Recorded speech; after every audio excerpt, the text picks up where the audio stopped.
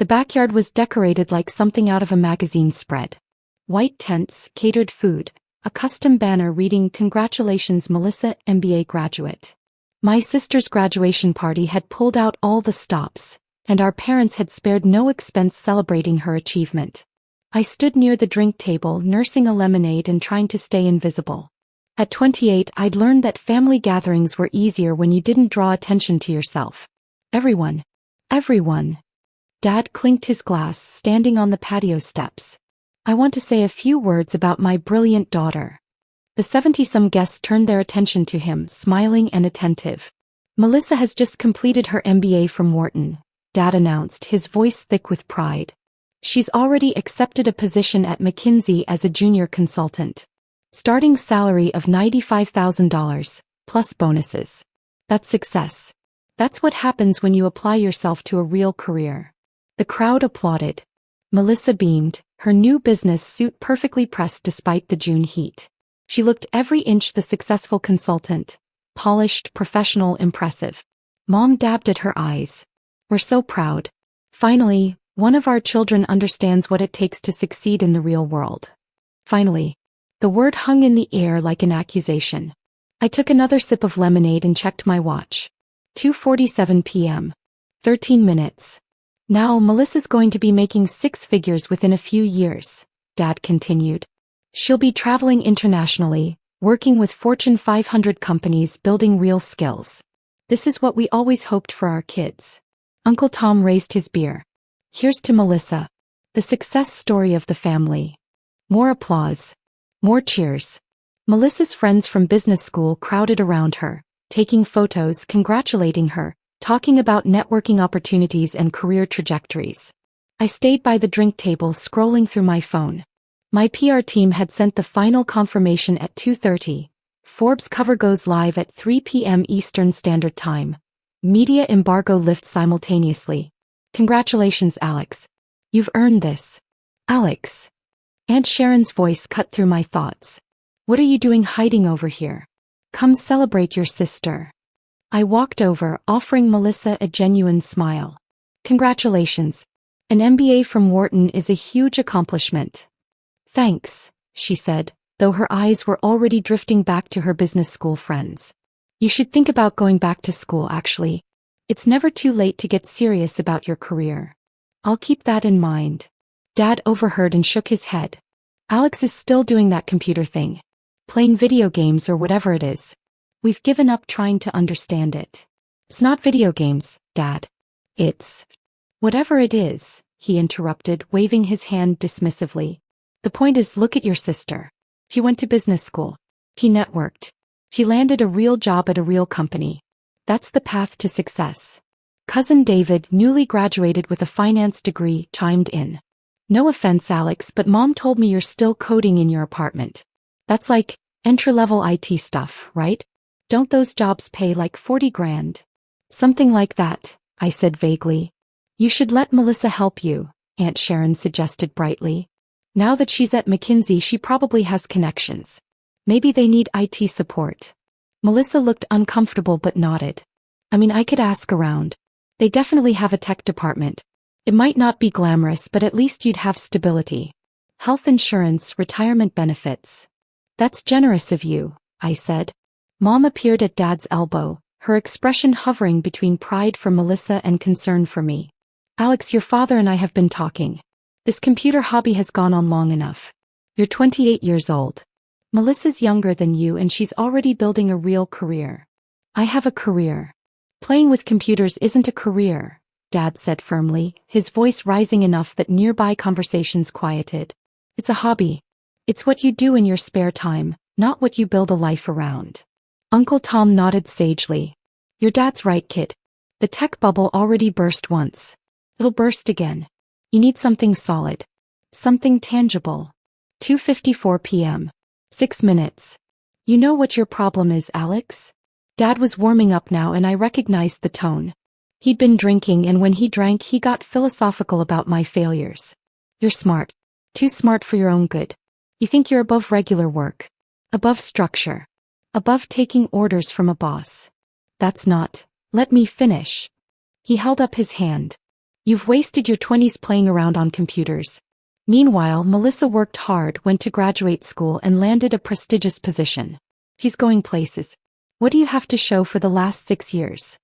The backyard had gone quiet. Everyone was watching now, drinks paused halfway to lips, conversations abandoned. This was the entertainment portion of the party. Watching Dad lecture his disappointing son. I'm doing fine, I said quietly. Fine. Dad laughed, but there was no humor in it. You live in a studio apartment. You drive a 12-year-old Toyota. You don't have a girlfriend, a 401k, or apparently any ambition beyond whatever game you're coding this week. It's not a game. I run a... Stop playing with computers and get a real job. Dad's voice exploded across the backyard, silencing even the catering staff. The outburst hung in the air. Melissa looked mortified. Mom's face had gone red. The guests shifted uncomfortably, suddenly fascinated by their plates. I checked my watch. 2:58 p.m. 2 minutes. You're embarrassing yourself, Dad continued, his voice lower but no less intense. You're embarrassing this family. Look at your sister. Look at what real success looks like. Then look at yourself and ask if you're proud of what you see. I met his eyes. I am actually... He scoffed. Of course you are. That's the problem. You're delusional. You think your little computer games are important. You think you're building something. But you're just wasting time while the rest of the world moves forward. 2:59 p.m. I could feel my phone vibrating in my pocket. Messages flooding in. My PR team, my executive assistant, my board members. All watching, all waiting. I'm not arguing with you, I said calmly. You're entitled to your opinion about my career. It's not an opinion, it's a fact, Dad said. You're a 28-year-old man playing video games while your younger sister. Uncle Tom's phone chimed. Then Cousin David's. Then 3 more phones around the circle. What the hell? Uncle Tom muttered, pulling out his phone. His face went slack. Holy. More phones were chiming now, buzzing, chirping. A notification cascade spreading through the party like wildfire. Melissa's business school friend Stephanie gasped. Oh my God. Is this real? What? Melissa asked. What's happening? Stephanie turned her phone around, showing the screen to the group. I couldn't see it from where I stood, but I knew exactly what it displayed. Forbes magazine's latest cover story. The 30 Under 30 AI Revolution. How Alex Chin built a $3.2 billion empire from his bedroom. The photo was from last month's shoot. Me in a simple black shirt, standing in front of Quantum AI's server room, arms crossed, looking directly at the camera. The photographer had wanted, confident but approachable. Based on the reactions spreading through the backyard, she'd succeeded. Alex Chin, Aunt Sharon read aloud, her voice faint. That's you. That's our Alex. Dad had gone pale. His phone was in his hand, trembling slightly as he scrolled through the article. Cousin David was reading rapidly, his expression cycling through disbelief, shock and something that looked like nausea. This says you founded Quantum AI 6 years ago. That you developed a machine learning platform that's revolutionizing data analytics. That you have 340 employees across 4 countries. 347 as of this morning, I corrected gently. We hired 7 new engineers yesterday. Mom's phone nearly slipped from her hands. This article says your company is valued at $3.2 billion. Alex, that can't be right. Actually, that's a conservative estimate. Our last funding round valued us at $3.7 billion, but Forbes used the lower number to be safe. The backyard had transformed into a frozen tableau. 70 people stood motionless, phones in hand, staring at screens or staring at me. Melissa's voice was barely a whisper. You're on the Forbes cover. Yes. The actual Forbes cover. The magazine. That's correct. Uncle Tom was scrolling frantically. There's a whole feature. 6 pages. It talks about how you dropped out of Stanford after 1 semester to start the company. How you coded for 16 hours a day for 2 years straight. How you turned down acquisition offers from Google and Microsoft because you believed in your vision. I did turn them down, I confirmed, though I'm keeping the door open for partnerships. Stephanie, the business school friend, looked like she might cry. The article quotes the CEO of Amazon. He says Quantum AI's platform is the most significant advancement in machine learning infrastructure in the last decade. Jeff's been very supportive, I said. Jeff, Dad repeated faintly.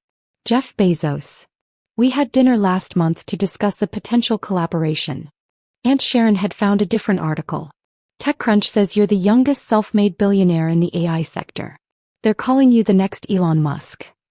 I hope not, I said. I prefer to stay off Twitter. Melissa's mentor from McKinsey, a senior partner who'd been holding court near the buffet table, cleared his throat. Alex Chin. Quantum AI. I've heard our data analytics team discussing your platform. They say it's transformative. We try. They say McKinsey is paying $400,000 annually for access to your enterprise tier. Melissa's face went white. Her starting salary, the $95,000 everyone had been celebrating, suddenly seemed very small. Dad was still reading, his phone shaking in his hands. This article mentions you were featured in Time magazine last year. It says you spoke at the World Economic Forum in Davos. It says. He looked up at me, his eyes unfocused. It says you're advising the Department of Defense on AI strategy. That's classified, I said. But yes, generally speaking. Mom had tears streaming down her face. Why didn't you tell us? Why didn't you say anything? I did tell you. 6 years ago I said I was starting a company. You said I was wasting my Stanford education. 4 years ago I invited you to our Series B funding celebration. You said you were busy with Melissa's undergraduate graduation prep. 2 years ago I mentioned we'd been acquired by SoftBank at a $1.2 billion valuation. Dad changed the subject to football. The silence that followed was deafening. Cousin David was reading from yet another article. This profile says you still live in a modest apartment and drive an old car because you prefer to invest in the company and the team rather than personal luxuries. The Toyota runs fine, I said with a shrug. And my apartment has everything I need. Melissa's voice cracked. All this time, we thought you were failing. We thought you were some kind of basement-dwelling coder going nowhere. I was a bedroom-dwelling coder going everywhere. Close enough. Uncle Tom found a video interview. My voice emerged from his phone speaker. Success isn't about fancy offices or expensive cars. It's about solving real problems for real people. Quantum AI processes over 40 billion data points daily for clients ranging from healthcare companies saving lives to logistics firms optimizing supply chains. That's what matters. That's what I built. Dad finally spoke, his voice hollowed out. The computer games. You kept saying you were working on something important and I said. You said I was playing games. I finished. You said it was a hobby. You said I needed to grow up and get a real job. I was wrong. The words seemed to physically hurt him. I was completely, catastrophically wrong. Mom reached for me but I stepped back. Alex, please. We didn't understand. If you'd just explained. I tried to explain. For 6 years I tried. But you didn't want to understand. You wanted me to fit into your definition of success and when I didn't, you decided I was a failure. Melissa was crying now. I offered to help you get an IT job. Oh God, I offered you an entry-level IT position. You're a billionaire and You're not responsible for their assumptions, I said and I meant it. Congratulations on your MBA. McKinsey is lucky to have you. Her business school mentor looked ill. Mr. Chin, Alex, I apologize for any disrespect. If there's ever an opportunity to discuss how McKinsey might partner with Quantum AI. My head of business development handles partnership inquiries, I said politely. Her contact information is on our website. Stephanie was still reading. There's a quote here from the MIT Media Lab director. She says you've been a major donor to their AI ethics program. It says you've donated over $50 million to various tech education initiatives. $50 million. More than Melissa would earn in her entire career at McKinsey, even if she made partner. My phone buzzed. My assistant. CNN wants a live interview at 5 p.m. Bloomberg at 6. Can you make it back to the office? I texted back, I'll be there. I need to go, I announced to the frozen crowd. I have interviews scheduled with CNN, Bloomberg, and the Wall Street Journal. You know, media obligations that come with being on the Forbes cover. Alex, wait, Dad said desperately. We need to talk about this. We need to. Talk about what? About how for 6 years, you've told me I was wasting my life. About how you compared me to Melissa's conventional success and found me lacking. About how 20 minutes ago, you screamed at me to get a real job. His face crumpled. I'm sorry. God, Alex, I'm so sorry. I believe you're sorry. I believe you regret it now that you know there are billions of dollars attached to my computer games. But would you be sorry if I was still struggling? Would you respect my work if Forbes hadn't validated it? He had no answer. I looked around the backyard, at my family, at the guests, at all the people who'd watched Dad humiliate me, and said nothing. Melissa, congratulations again on the MBA. You worked hard and you should be proud. I turned to leave, then paused. Oh, and Dad? That real job you wanted me to get? Quantum AI currently employs 347 people across 4 countries. We provide real jobs with real salaries, real health insurance, and real 401k matching. Last year we paid out $47 million in employee bonuses. So I guess you could say I did get a real job. I created 347 of them. The last thing I heard as I walked out was Mom's broken sob and Dad's whispered, "What have we done?" The CNN interview went well. Anderson Cooper asked thoughtful questions about AI ethics, the future of machine learning, and what it felt like to build a billion-dollar company before 30. Your Forbes profile mentions you come from a family that didn't initially understand your work, he said. How did you handle the lack of support? I built something so undeniable they couldn't ignore it, I answered. Success is the best response to doubt. The Bloomberg interview followed, then the Wall Street Journal. By 8 p.m. I was trending on Twitter. By midnight, Quantum AI's website had crashed from traffic.